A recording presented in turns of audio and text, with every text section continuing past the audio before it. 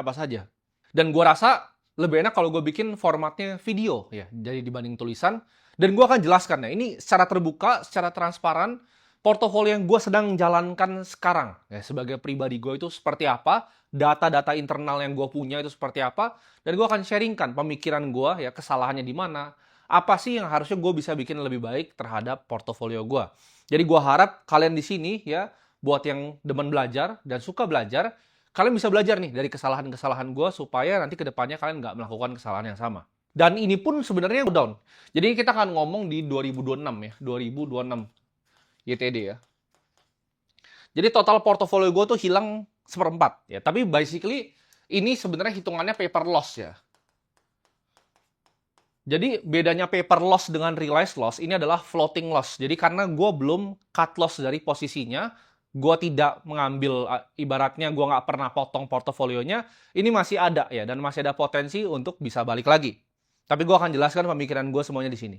Nah ini kalau kita lihat, ini month to month ya, 2026. Gitu ya.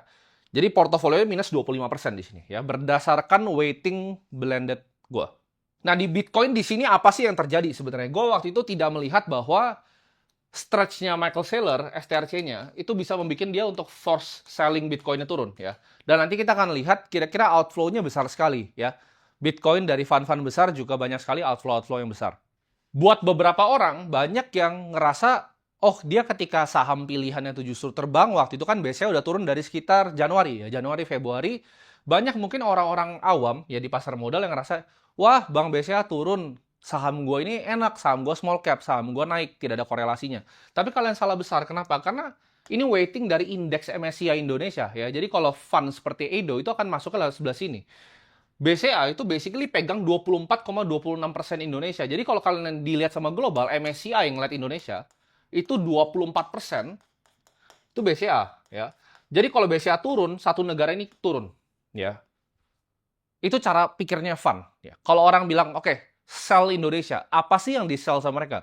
Yang di-sell sama mereka adalah ETF yang berbasis Indonesia. Jadi kalau kalian tanya sell Indonesia, itu sell MSCI Indonesia ya. Karena ini yang paling banyak indeks yang dipakai sama fund luar ya. Jadi ini Head of Research di hedge fund K2 Asset Management ya. Dia bilang dia udah jual posisinya semua di 2024, I have zero exposure to Indonesia ya. Jadi I won't give them an opportunity.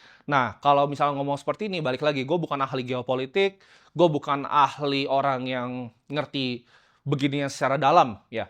Cuman menurut gue ini memang ada sebuah force ya dari dunia. Kalau kita lihat, kan gue adalah orang yang bisa melihat dunia secara objektif ya, dengan peta realitas yang akurat.